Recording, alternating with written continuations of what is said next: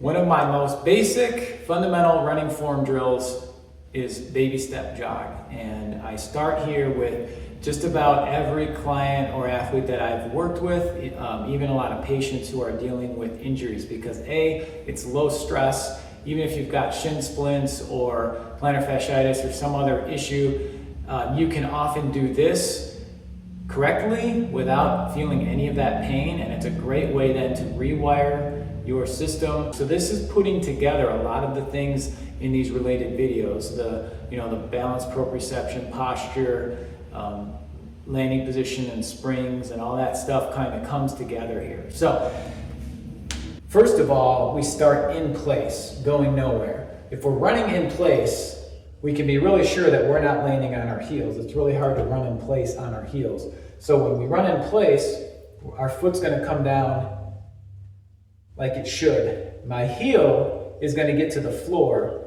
and bounce off the heel. That's why we have this thick padding on our heel, to absorb some of that shock. It's not gonna hurt if our heel thumps down onto the ground a little bit. So I tell people, don't be afraid to make a little noise with this. Your foot can slap down onto the floor. Don't tiptoe and be too quiet. That's the number one mistake. I'm gonna say it again.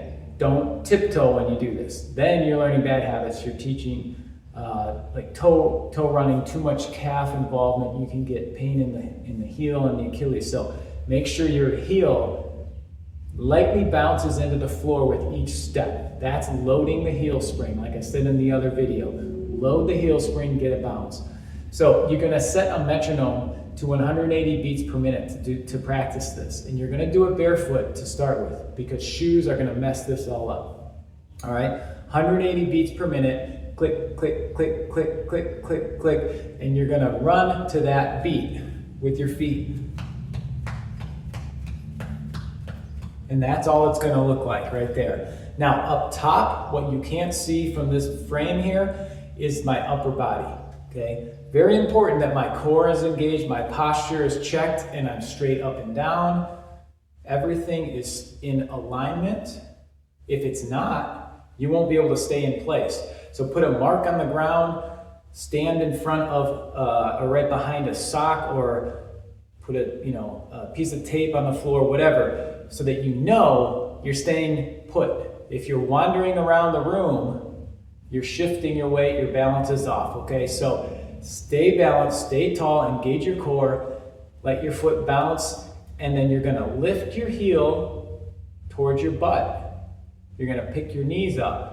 Okay, you're not kicking your butt, you're not kicking backwards, you're just lifting, and it comes up, down, up, down, up, down, up, down. So watch it again, watch my heel coming up, watch my knees bouncing upwards.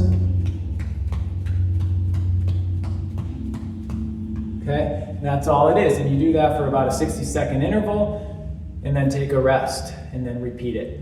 Then, from in place, you can go at a very, very slow pace, and this may seem a little counterintuitive for people thinking, how am I going to learn to run faster by running so slow? Well, what we're practicing here is our body control, all right? We're not going where our momentum is taking us. We are taking our body where we want it to go. So you have to stay in control. You have to keep your core engaged. You have to keep your balance and posture right. You have to have good landings and good footwork to maintain this, all right? So it's a little more challenging than it may seem. It's gonna feel a little awkward typically too when you first get started. That awkwardness goes away the more you practice it. Then your body has learned this new technique.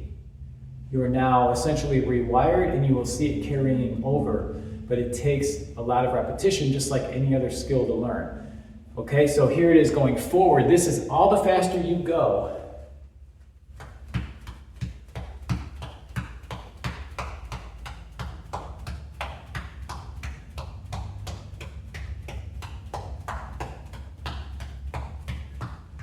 Okay, for 60 seconds again. Now, if you could probably hear my feet tap, tap, tap, tap, making a little bit of popping noise on the floor. Again, that's what you want. Don't be afraid of that. Don't be too soft and quiet. It'll make sense once you start to get the feel of it. And once you get the feel of it, I'm telling you, this is going to change a whole lot. How it feels when you run and how people watch and see you move. They're going to see you got a lighter bounce to your step and you're moving faster.